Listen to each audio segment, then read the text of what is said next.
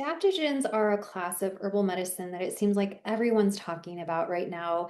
But there are three adaptogens that I think people need to understand a little bit more and use more cautiously because you actually can feel worse instead of better when you use these adaptogens inappropriately. So let's talk about that. I'm Michelle. I'm a clinical herbalist and a functional nutrition practitioner. And I work with clients from around the world to support things like mood and energy. I have a lot of clients with chronic health issues like autoimmune conditions.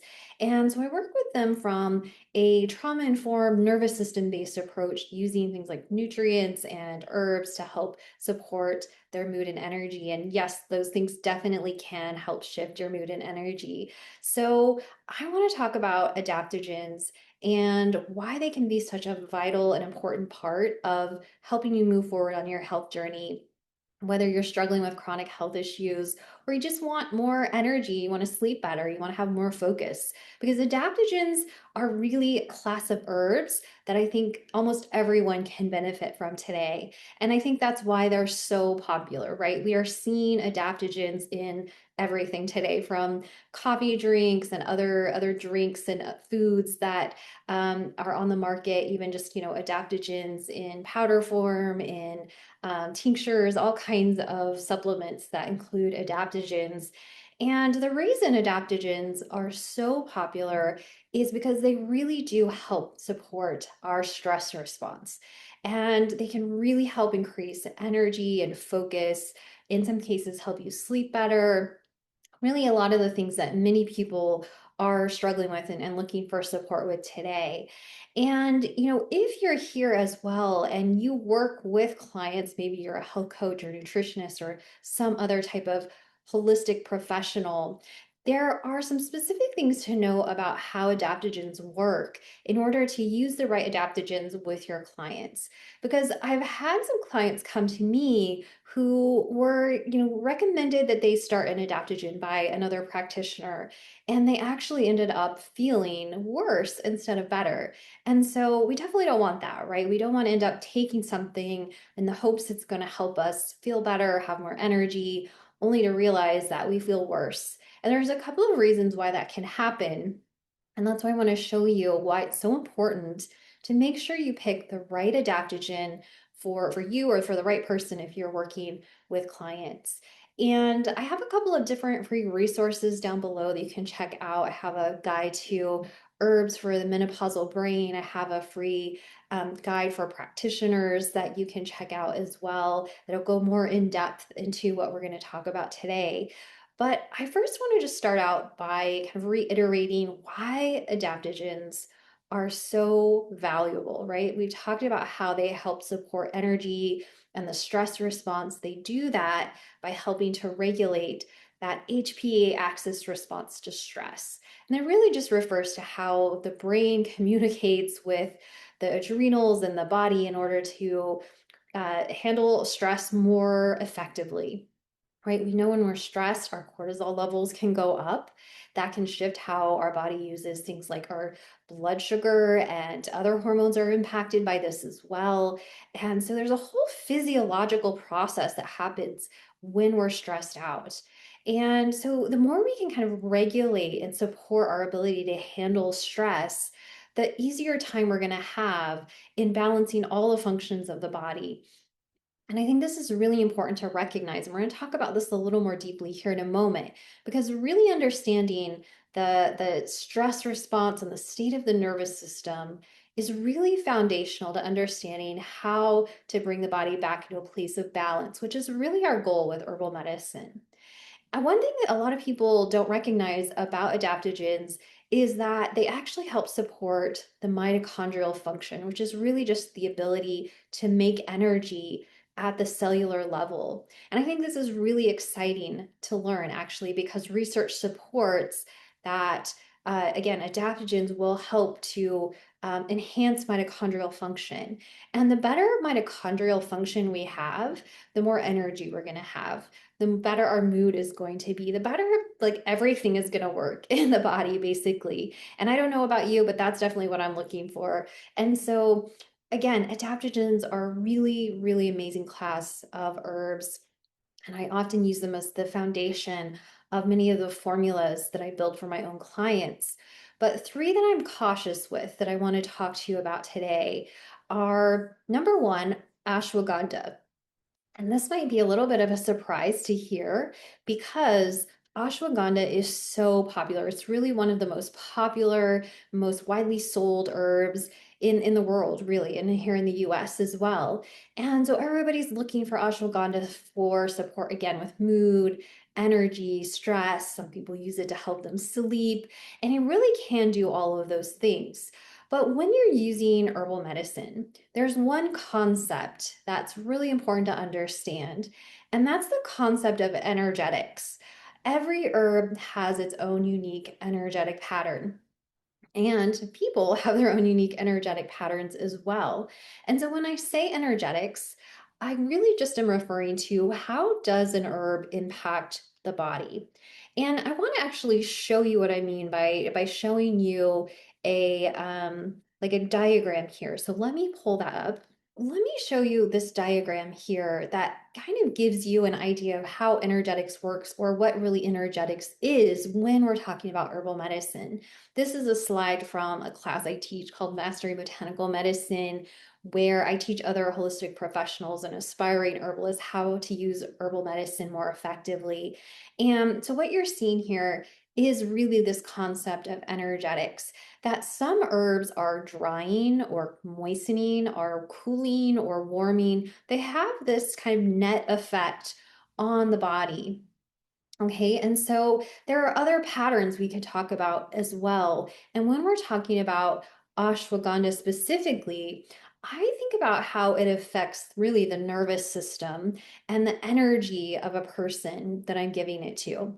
And to illustrate this, let me tell you about a client I worked with many years ago. Let's just call her Annie. And she came to me because she was really struggling with her energy, and she had gone to a practitioner who had recommended that she take an adaptogen. And on the surface, sounded like it made sense, right? She needed more energy. She was feeling really lethargic, dealing with a little bit of like anxiety and depression, not sleeping well. And so her practitioner recommended she start taking ashwagandha. The problem was ashwagandha made Annie feel really down, really tired, really kind of depressed, even. And she didn't really understand why. Now, if we're just talking about adaptogens, and on this screen, I call this my continuum of adaptogens, okay? So every herb listed here is an adaptogen. But what I want you to notice is that they have different effects on the system, on the body. And really, we are talking about energetics in this sense as well, on the nervous system.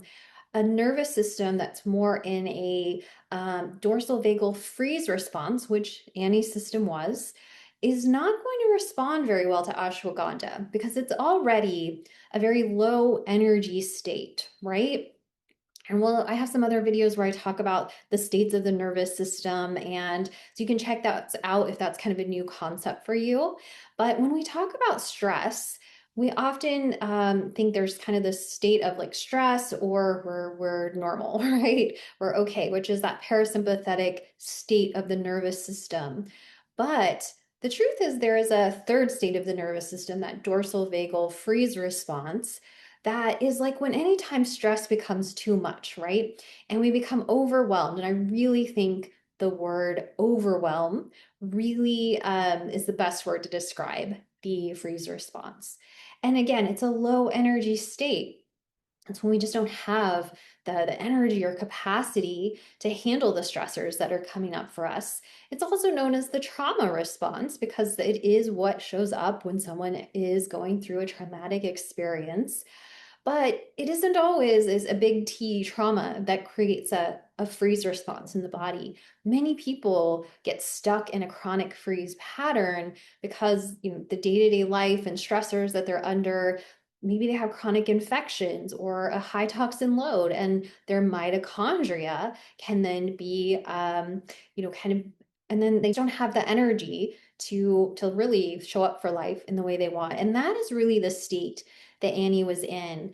And so it's a low energy state. And what I want you to notice from my continuum of adaptogens is that ashwagandha is a more relaxing, almost sedating kind of herb. So it's really not the best herb for someone who's already in a very low energy state, very heavy. I remember Annie telling me that, she would wake up in the morning after taking ashwagandha and just feel like it was so hard to get up, so hard to get moving. And again, it was creating kind of this heaviness, this energetic pattern of heaviness to grounding for someone like Annie. She needed something a little more stimulating and energizing. And I'll share with you in a few moments what herb I actually used with Annie, because it's actually one of the herbs I use a little cautiously as well. But you might look at the continuum of adaptogens and assume that Annie needed something more stimulating, right? And you would be correct. And if we look at this continuum, we can see herbs like Asian or American ginseng would be our more stimulating, energizing type of adaptogens, which can be really lovely. But if someone's kind of already overly stimulated, think of the person on the other end of that spectrum of the nervous system states who is maybe dealing with anxiety. They can't kind of calm down and relax. They can't sleep because they're feeling kind of revved up and anxious. They're in a true sympathetic stress response.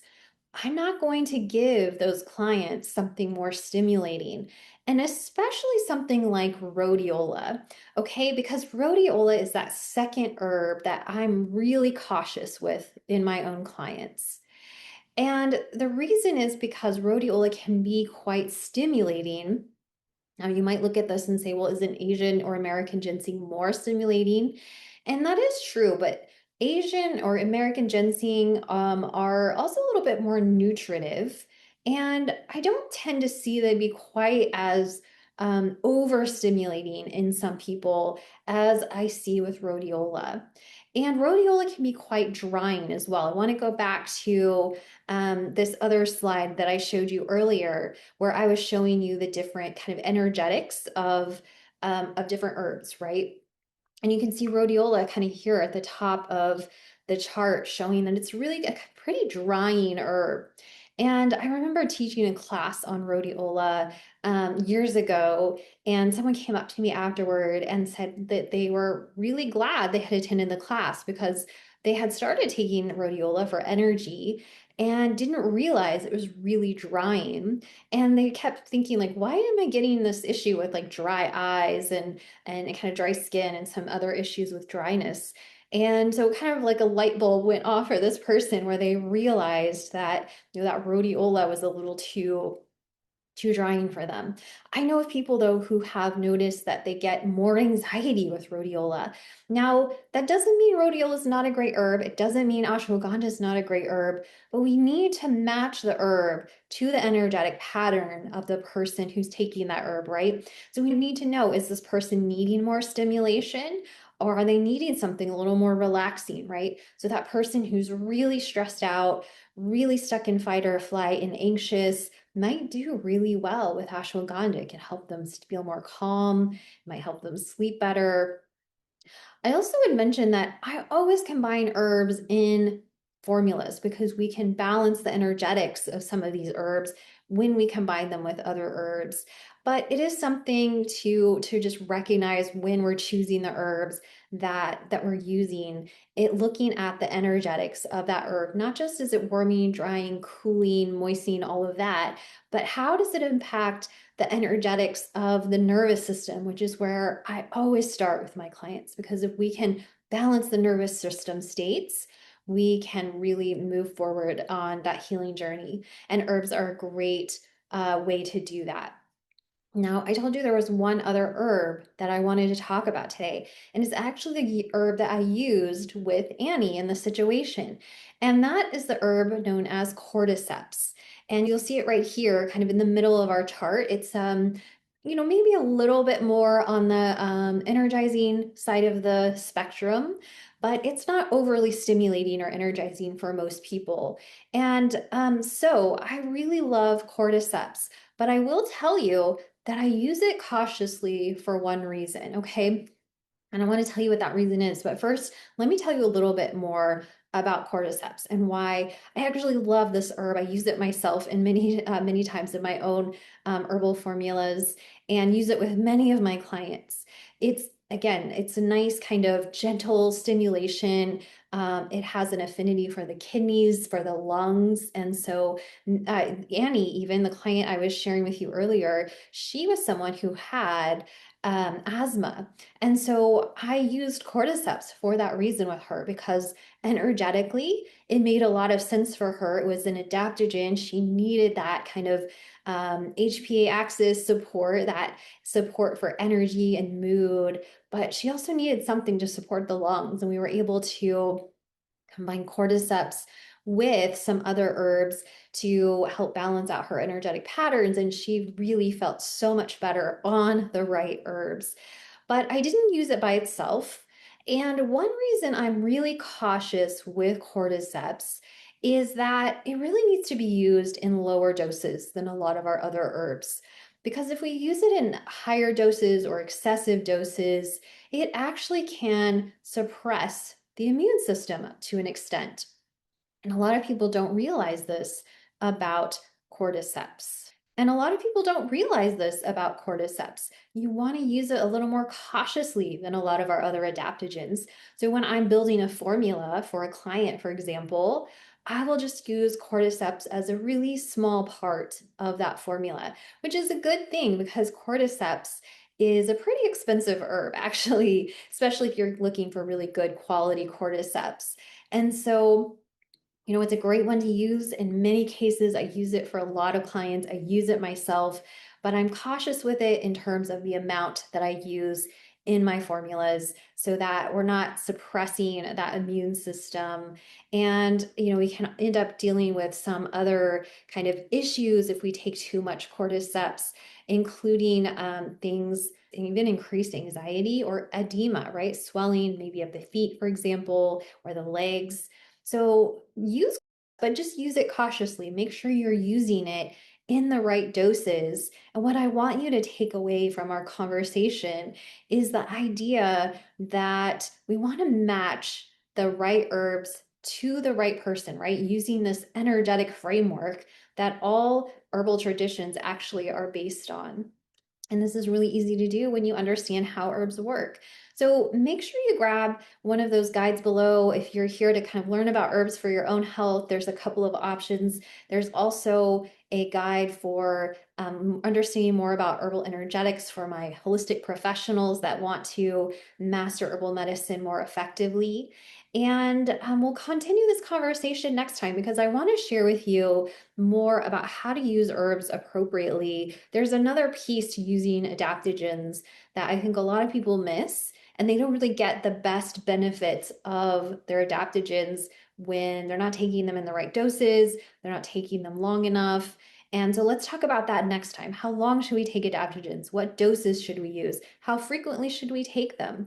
Because adaptogens, as I said, can be some of the best herbs to support our healing journey when we're looking for more energy, for support with sleep and mood, and really just so many things that we all want to experience in our own healing journey. So I'll see you next time and we'll continue that conversation.